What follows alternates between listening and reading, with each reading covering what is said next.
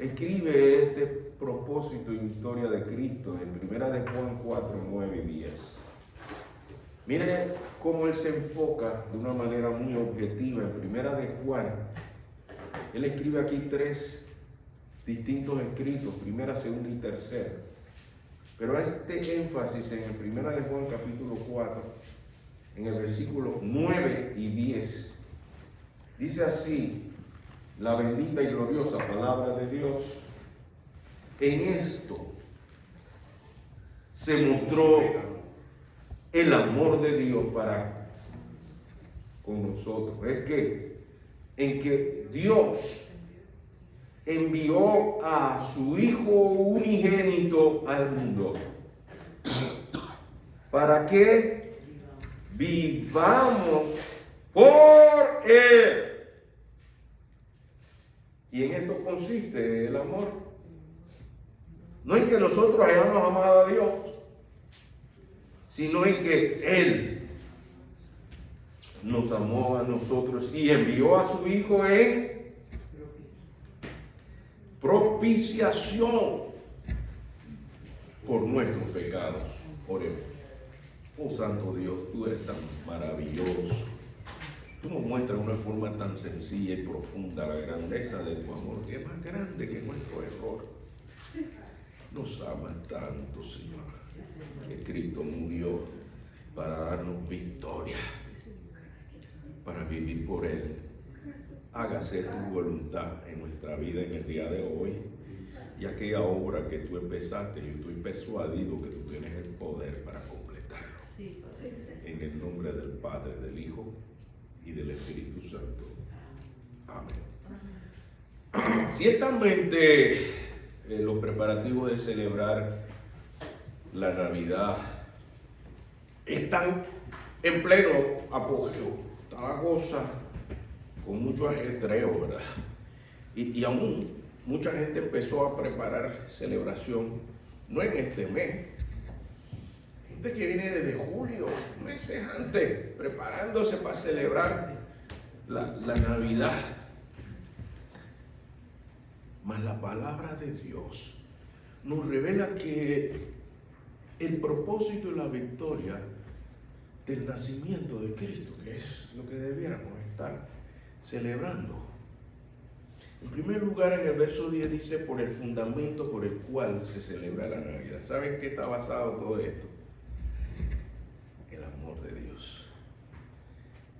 Si Dios no nos hubiera amado tanto, hermano, no hubiera Navidad. Ponga cuidado a la palabra del Señor, porque en el verso 9 lo dice tan clarito, dice: en esto se mostró qué cosa. El amor. Y es que esta es su esencia. En el verso 8 lo dice bien claro que es el amor. Dice, en el verso 8 dice: el que no ama,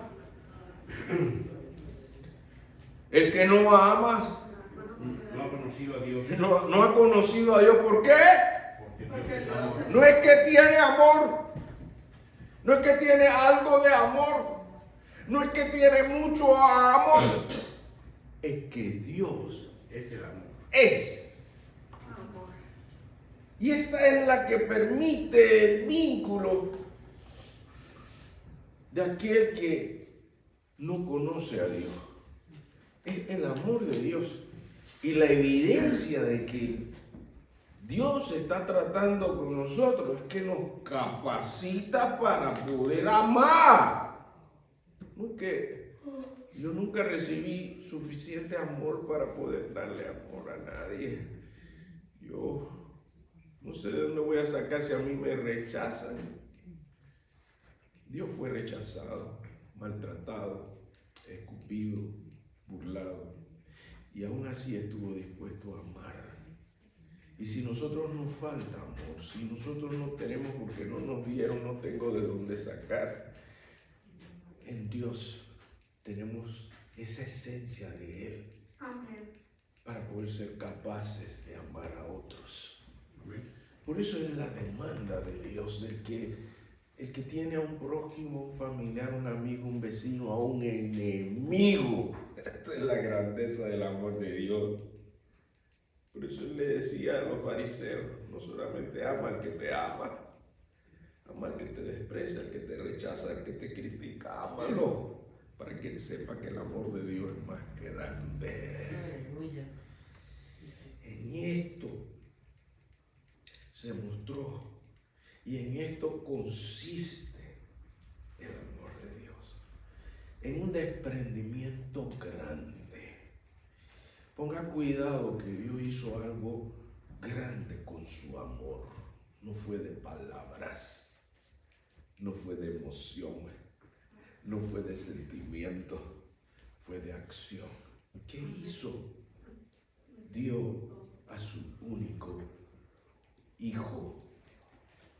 Así es de grande su amor, porque de tal manera amó Dios al mundo que ha dado a su Hijo unigénito, para que todo aquel que en él cree No se pierda.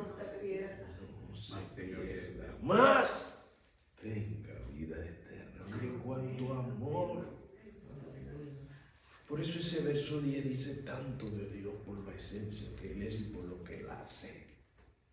Eso es lo que lo hace digno de nuestra honra y nuestra alabanza. De cómo disfrutamos adorarle, porque disfrutamos su amor, por su esencia, por lo que Él le ha hecho al enviar a su Hijo, por lo que está haciendo y lo que va a hacer. Eso me capacita para adorarlo y amar a mi prójimo como a mí mismo. Así el Señor nos habla de que hay un propósito en este verso 9 de Primera de Juan capítulo 4. ¿Y cuál es ese propósito? ¿Usted cree que el amor de Dios llega a nuestra vida como para decorar nuestra vida, para que la gente vea de lejos que ahí se ve el amor de Dios por allá? Observe bien el verso 9, que es algo muy pragmático. Es algo no solo para decir que yo amo a Dios y yo amo a mi prójimo. Es algo para vivirlo en Él, para vivirlo para Él. Que todo lo que haga le agrade a quién, no al que me dirán, sino a aquel que es digno. El verso 9 trata conmigo de una forma muy especial. Yo espero que el Espíritu Santo también te hable de que Dios no solo quiere que Él esté en tu mente o en tu boca. Dios también quiere que la acción de vivir Así es. Para Él. Que todo lo que haga sea como para quién, como para el Señor. Lean con cuidado ese verso 9 de Primera de Juan, capítulo 4, versículo 9. En esto se mostró el amor de Dios para con nosotros, en que Dios envió a su Hijo unigénito al mundo. Y aquí viene el propósito.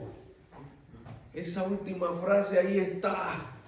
Por eso el mensaje se llama hoy el propósito y victoria del nacimiento de Cristo, porque hay un propósito en que Dios ha manifestado su amor para cada uno de nosotros. ¿Para qué es? ¿Cuál es el propósito?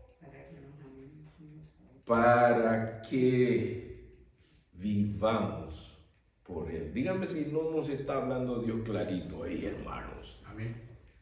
Dios no quiere solamente que estemos de acuerdo con Él. Dios no quiere solamente que pensemos en Él.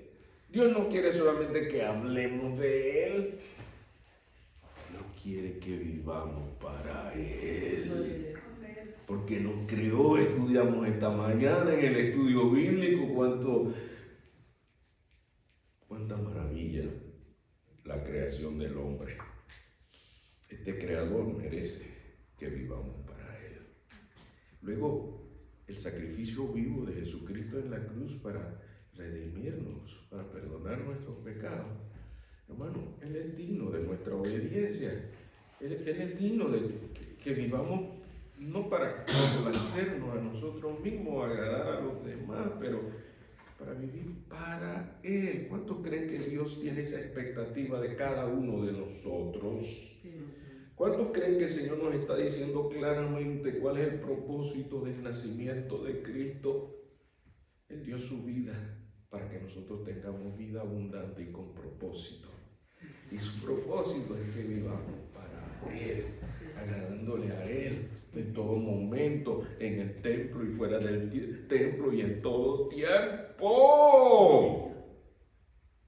que Él se lo merece. No hay discusión alguna. Y nos ama más allá de nuestra capacidad de amar. Si usted observa el versículo 10, pero pastor, ¿usted cree que esto es fácil de amar a Dios y vivir para Él? No estamos hablando de que si eres capaz o no, porque Dios no está midiendo su relación contigo por lo que tú eres capaz, sino por lo que Él es capaz de completar la buena obra. Sí, Señor. Entonces nosotros tenemos que atrevernos a ver la palabra de Dios por lo que Él hace posible, lo que es imposible para el hombre. Serle fiel a Dios todo el tiempo, eso es dificilísimo. Pero por su gracia y su misericordia, Él es el que santifica y el que justifica. Sí, Señor. Y Él te está diciendo esta mañana, no depende de cuánto tú me amas. En el verso 10 está diciendo que es por la capacidad y el poder del amor de Dios. Verso 10 de Primera de Juan, capítulo 4, ¿qué nos dice? En esto consiste el amor. Clarito, no en que nosotros hayamos amado a Dios, sino en que ¿qué? En que Él nos amó a nosotros, hizo algo al respecto y envió a su Hijo en propiciación por nuestros pecados. Y ahí está la victoria del nacimiento de Cristo. Primero vimos el propósito, ¿verdad? El propósito es que vivamos ¿para quién? Para Él. Y entonces, viviendo para Él, ¿cuál es el resultado de su obra gloriosa? Cristo viene y nos da la victoria sobre el pecado. Amén. Sobre lo que para nosotros es, yo quiero dejar de pecar, mire, yo trato y es tan frustrante hacer mi esfuerzo, pero el poder de Dios es tan maravilloso que sus misericordias son nuevas cada mañana para que yo encuentre fresquecita el perdón de nuestros pecados cada día. Esta es la victoria, no es nuestra, sino de aquel que nos amó aún cuando nosotros lo ignoramos, lo despreciamos, tenemos nuestras propias prioridades, andamos como nos parece y luego cuando se nos enreda la vida, clamamos, Señor, ayúdame. Y Él en vez de burlarse de nosotros, vuelve con su misericordia que es para siempre. Sí, Señor. Vuelve y nos ama más de lo que merecemos. Señor. Porque su amor es más grande que nuestro error. Su amor es capaz de volvernos a amar y volvernos a perdonar. Y en esto consiste el amor de Dios. Es que no es un amor que depende de que si lo merecemos o porque yo lo amo mucho o lo amo poco. Aún así Dios me ama tanto. Oh, Dios tan bueno. ¿Cómo me ama Dios? Y aún así envía a su Hijo ¿para qué? ¿Qué es propiciación? ¿Qué significa propiciación? Propiciación es una base griega, significa propiciatorio, que significa que hay un sacrificio digno que agrada a Dios para borrar nuestra rebelión. Así de sencillo el Señor nos dice. Pero ¿y qué es la propiciación? Es todo un proceso que viene desde la expiación. Porque la paga del pecado, ¿qué es? Romanos 6:23. ¿Qué es el precio del pecado? ¿Cuál es la consecuencia del pecado? Usted lo lee en la palabra del Señor para que usted sepa que es sentencia de Dios. Romanos 6:23 está establecido. En Romanos 6:23, ¿cuál es la paga del pecado? Y es necesario que tengamos claro que Dios hace una transacción con enviar a su Hijo para resolver esta deuda del pecado, para poder librarnos de las consecuencias del pecado, porque está sentenciado en Romanos 6:23 que la paga del pecado es muerte, más la dádiva. ¿Qué es dádiva? Un regalo. La gente reparte regalo en Navidad y regalo para allá. El regalo más grande cuando Cristo nace es la paga de mi pecado. Ahí está la victoria del nacimiento de Cristo. Él vino a resolver una deuda que viene desde Adán, que heredamos en nuestro ADN, en nuestro linaje. Viene este arrastre de pecado que nos domina en el hombre natural, pero el hombre espiritual, el nuevo nacimiento que le explicó Jesús a Nicodemo, puede en Cristo Jesús ser libre por este regalo, la dádiva de Dios. ¿Cuál es el regalo de Dios? Vida eterna en Cristo Jesús. Y mire que termina diciendo Señor nuestro. ¿Qué significa eso? Señor nuestro. Señor nuestro significa que Él es el soberano en todas mis decisiones. Hacer a Cristo tu Salvador no solo es tener vida eterna, sino tenerlo como ¿qué? Como Señor. Señor, tener todo dominio. ¿Quién tiene la última palabra? Amén. Eso es lo que Cristo vino a hacer. No es a decorar solo el arbolito y la casa y los luces y los colores. Todo eso solo son señales de celebración por el propósito y la victoria de Cristo. Pero muchos nos quedamos enredados en la tradición y en la decoración y nos olvidamos de lo más importante, de lo que se celebra. Es que hay propósito y hay victoria. Y no una victoria solo para diciembre 24 y Nochebuena. Hay muchas Nochebuenas hasta la eternidad en Cristo Jesús.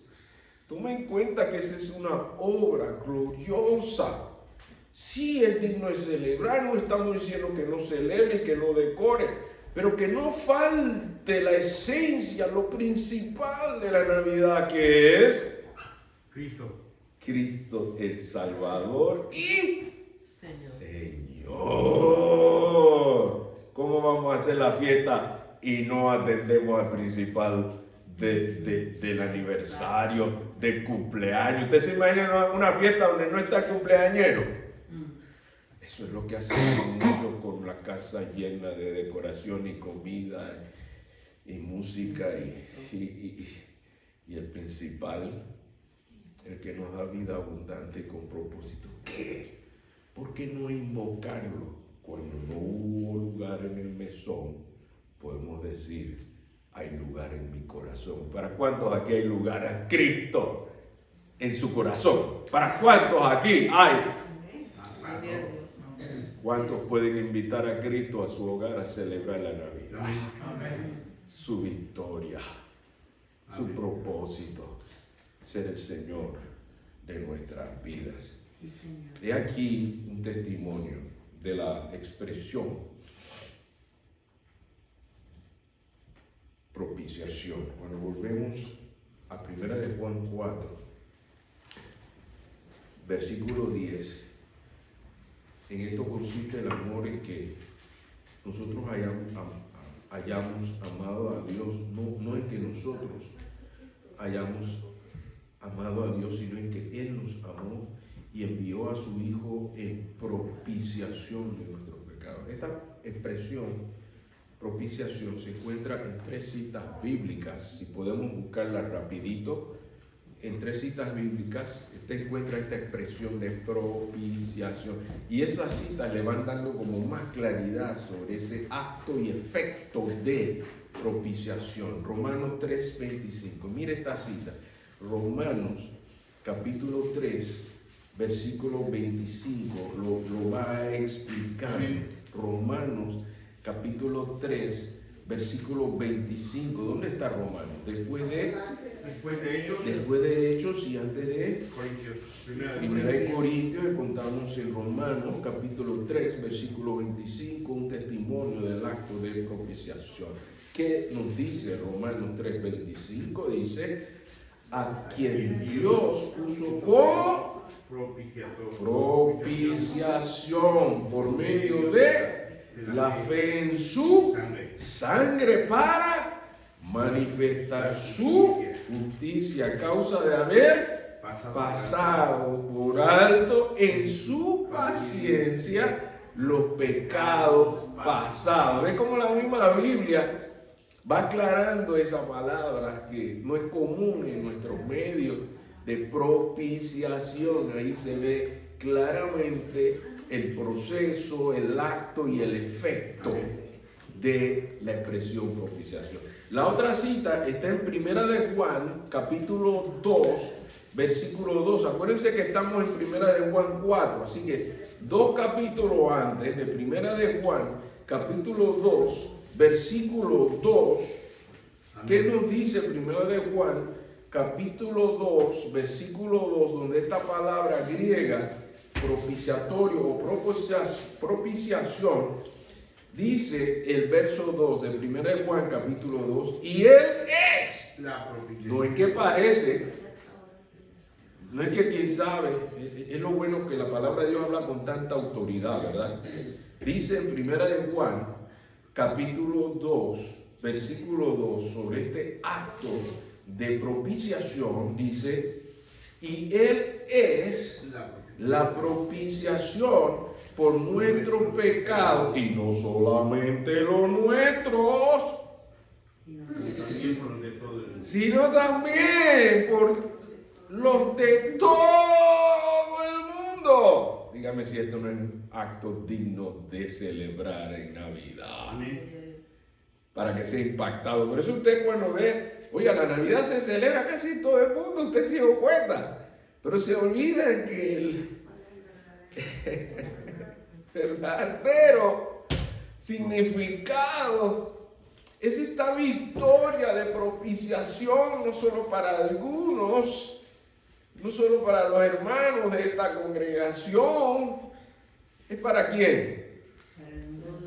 Todo el mundo. Todo eso envuelve la proyección misionera, hermano. Ahora yo entiendo por qué hay tanto énfasis en la celebración de Navidad, porque esta es la esencia del proyecto de llevar el mensaje, las buenas nuevas. Eso es lo que significa evangelio. Cristo ha nacido, ¿para qué? Ser propiciación. Perdón de pecado, ¿para quiénes? Todo el mundo. Esta es la grandeza de celebrar este acto de amor de Dios que tiene un impacto y alcance para todo el mundo. Amados, hay otras citas donde se aplica el efecto de la propiciación, como Hebreos 9:5, donde también en una forma similar, no exactamente la palabra, pero en Hebreos capítulo 9, versículo 5, en Hebreos 9:5, es una palabra muy relativa a propiciación. Y se menciona aquí en Hebreos para que veamos que desde el Antiguo Testamento, por el arca que contenía las leyes, era todo este esfuerzo de propiciación. Y Hebreos 9:5 dice, y sobre ella los querubines de gloria que cubrían ¿qué cosa? El propiciatorio, de las cuales no se pueden hablar en detalle ahora de ellas. Pero todo esto era para que usted vea que el concepto de propiciación viene desde el Antiguo Testamento. Y Jesucristo vino a cumplir. ¿Se acuerda que Él dijo, yo no he venido a abrogar la ley, yo he venido a qué? Eso era un acto de acción, de efecto, de impacto que Cristo en su nacimiento vino a cumplir, que los antiguos estaban buscando hace rato, con esos sacrificios que hacían de los animales, del cordero perfecto, sin mancha. He aquí el Cordero de Dios que quita los pecados del mundo. Amén. Cristo vino a hacer ese acto propiciatorio. Ya ahora tiene sentido lo que yo he venido viendo desde el Antiguo Testamento, que traían corderos, palomas, y todo esto para encontrar la gracia de Dios y que Él tuviera propiciación. La otra expresión se encuentra en un publicano que estaba orando mientras un fariseo oraba en voz alta, proclamando todas las cosas que él había hecho. Este publicano estaba ahí arrodillado en Lucas capítulo 18, versículo 13. Lucas capítulo 18, estaba allí usando esa expresión de propiciación. Lucas capítulo 18.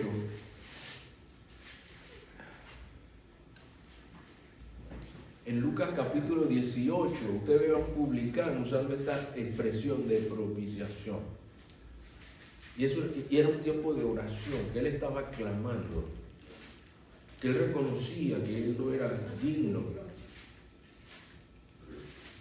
Y en el versículo 13 de Lucas capítulo 18, está esta expresión también de propiciatorio. En Lucas capítulo 18, versículo 13, para que ustedes vean cómo se usa esta expresión. Dice: mas el publicano, estando lejos, no quería ni aún alzar los ojos al cielo, sino que golpeaba su pecho, diciendo: Dios, sé propicio de mi pecador. ¿Ve cómo esta expresión, que no es común, se encuentra en el corazón de alguien que sabe que depende de la gracia de Dios, que Él tenga piedad de nosotros?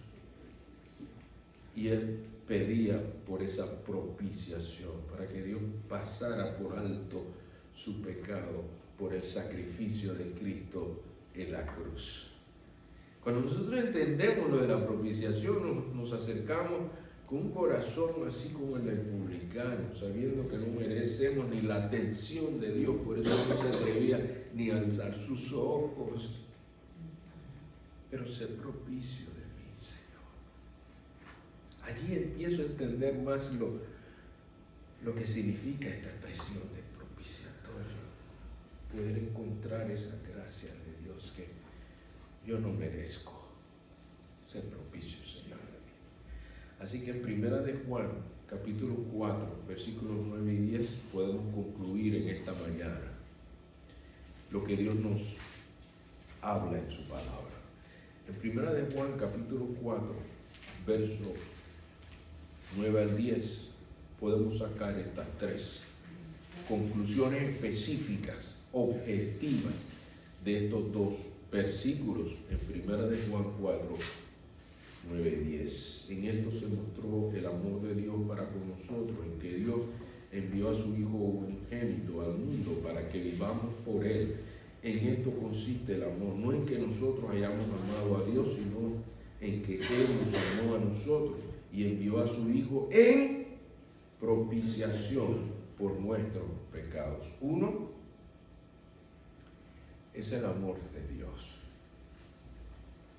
Es el amor que tenemos que celebrar. ¿Cuántos creen que el amor de Dios es digno de ser celebrado?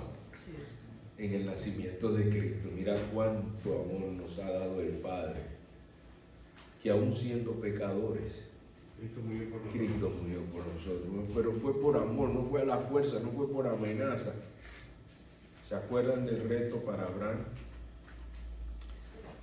Delante de una promesa que ya Dios le había dado, de que iba a ser padre de multitudes y que iba a bendecir a muchas familias: dame a tu primer hijo.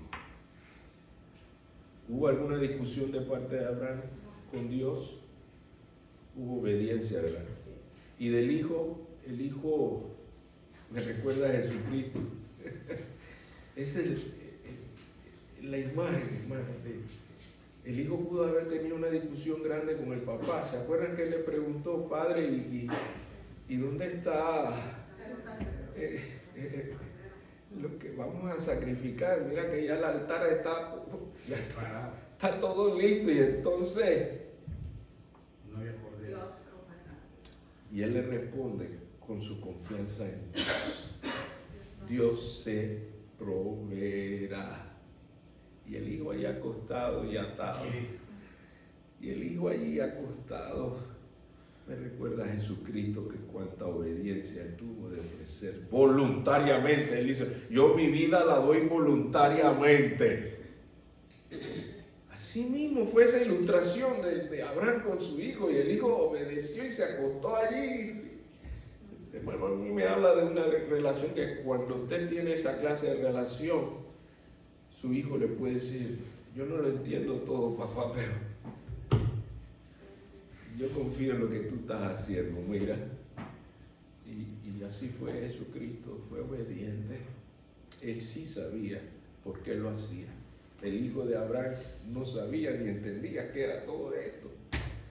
Cristo dijo, yo voy a ir a morir por ti. Y así, en esa ilustración yo encuentro la inspiración de este pasaje, que es por amor. Si Dios me ama, va a hacer lo que tiene que hacer porque Él sabe lo que es mejor para mí, porque Él me ama. Y esa es la primera conclusión que sacamos de Primera de Juan, capítulo 4, versículos 9 y 10. Es por su amor.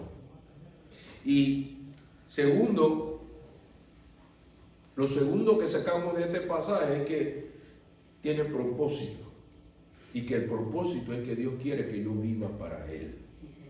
Ahí está clarito en la cita bíblica, hermano. Aquí no podemos discutir con Dios. Dios nos está diciendo en su palabra que su propósito, el propósito de su amor es para que vivamos para quién. Para Él. Y en tercer y último lugar, permitir que el poder redentor de esa propiciación nos libre cada día del pecado. Bueno, para mí esas tres cosas son tan importantes encontrarlas en este pasaje. Tenemos un propósito y una victoria del nacimiento de Cristo. No es que vamos a ver para ver si el Señor me perdona. Primera de Juan 1:9 dice que está establecido como una rotunda verdad.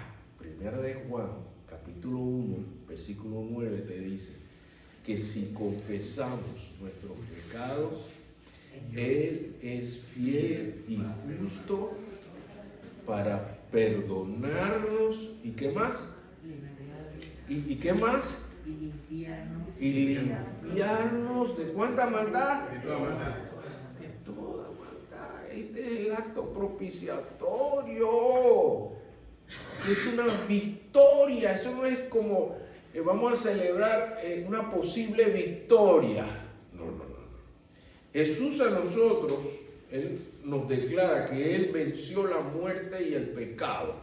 Y a nosotros nos llama más que vencedores. Amén. Ahí está la victoria del nacimiento de Cristo. Cuando Él termina llamándonos, vosotros sois más que vencedores. Esa es la victoria que tenemos que celebrar en Navidad.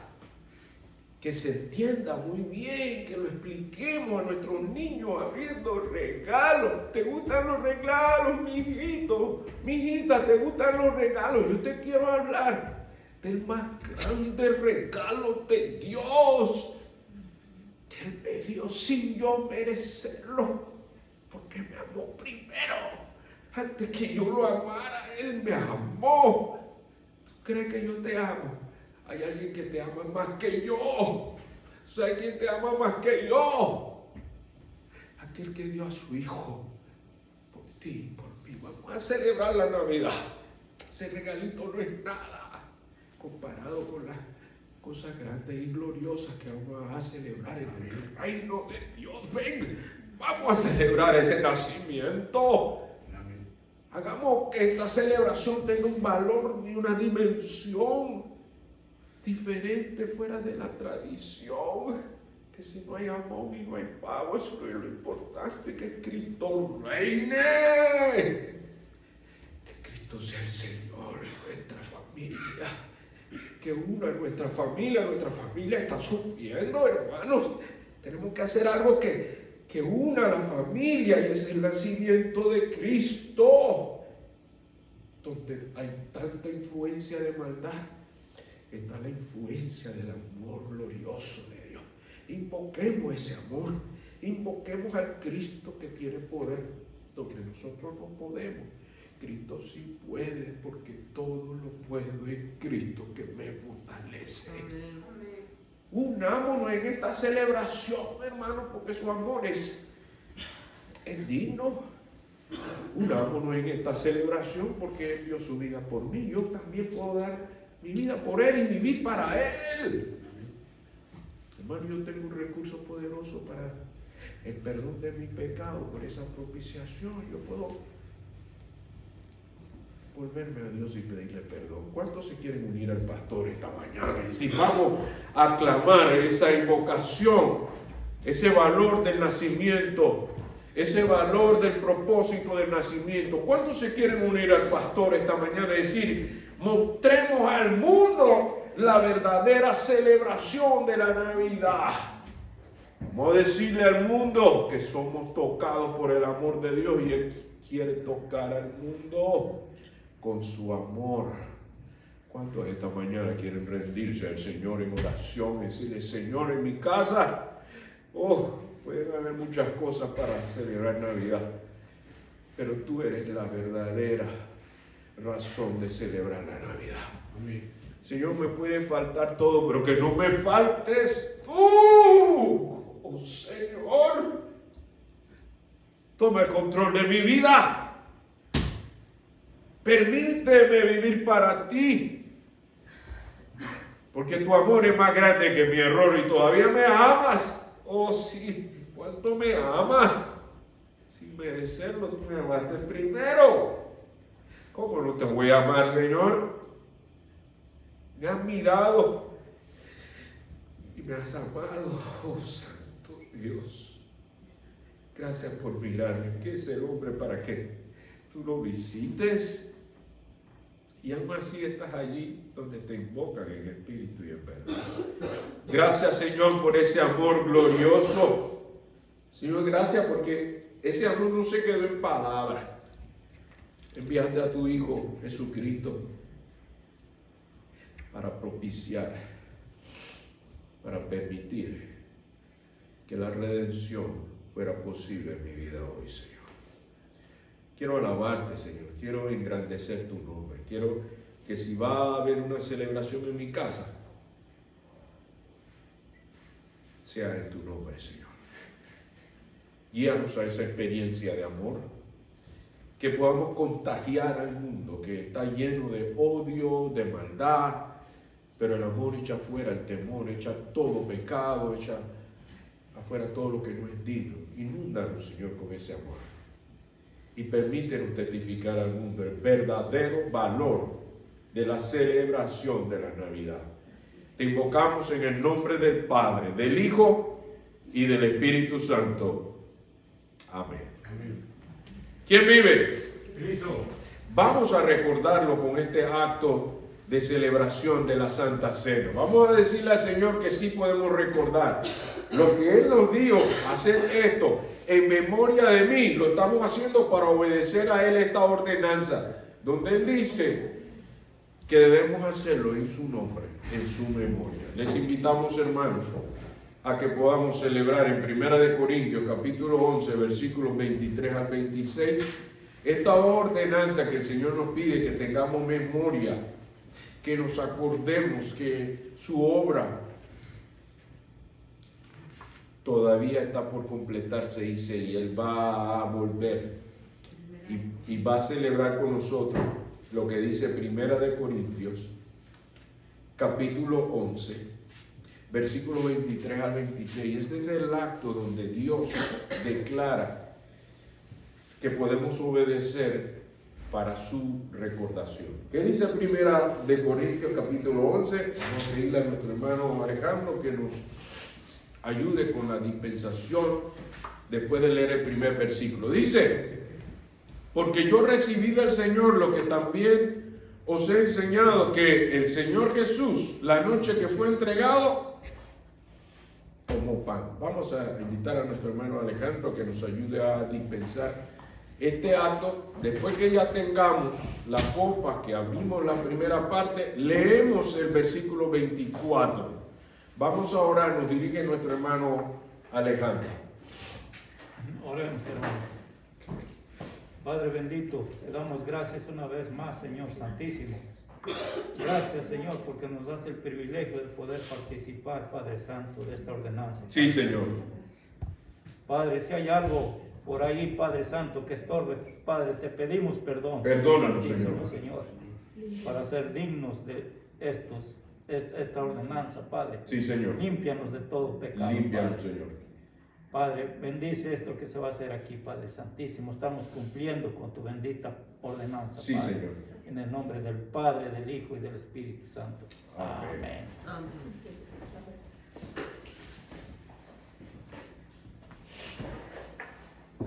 Primera de Corintios, capítulo 11, en el versículo 24 es el acto.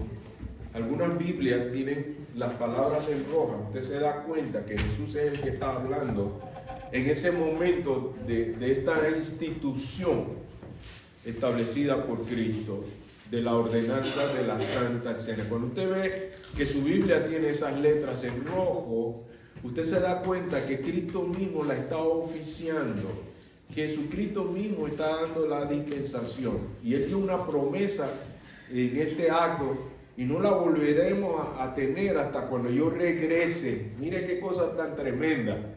Es un acto que luego Cristo, quien la inauguró, es el que la va a clausurar.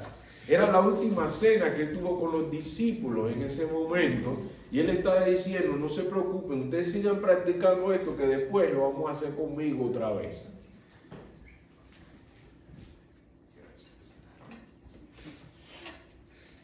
Con mucho cuidadito, que es un plastiquito transparente que hay que levantar, vamos a encontrar la primera pieza, que es la representación, el símbolo del cuerpo de Cristo. Dice en Primera de Corintios, capítulo 11, 24, y habiendo dado gracias, lo partió y dijo, tomad, comed, esto es mi cuerpo que por vosotros es partido, haced esto en memoria de mí. Comamos.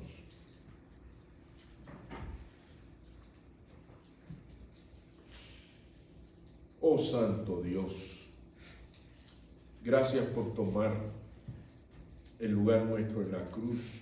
Sí, Señor. Gracias por ese cuerpo sacrificado, que por sus llagas fuimos nosotros curados. Sí. Te alabamos, Señor, en Cristo Jesús. Amén. Amén. Asimismo podemos abrir la otra porción, que es otro plástico que se quiebra en la punta. Hay que sostener con mucha firmeza la copa por el sello que tiene. Hay que hacerlo con firmeza, pero con cuidado para que no se derrame. Y este es el jugo de vid, que en el versículo 25 de Primera de Corintios, capítulo 11, Jesucristo se describe primero en la primera parte del versículo 25, y después usted ve las letras en rojo nuevamente, la expresión de Jesucristo. Veamos. Asimismo, tomó también la copa y después de haber cenado, diciendo, esta copa es el nuevo pacto en mi sangre, haced esto todas las veces que la bebiereis en memoria de mí. Así pues, todas las veces que comiereis este pan y bebiereis esta copa, la muerte del Señor anunciáis hasta que Él venga. Veamos.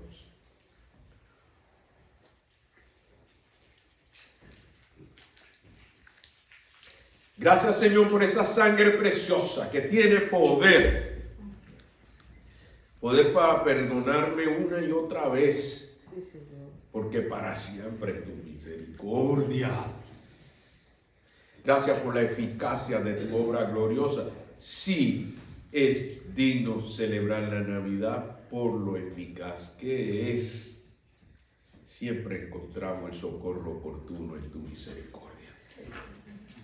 Bendice este acto para que pueda ser en memoria de nuestro Señor Jesucristo. En el nombre del Padre, del Hijo y del Espíritu Santo. Amén. Amén.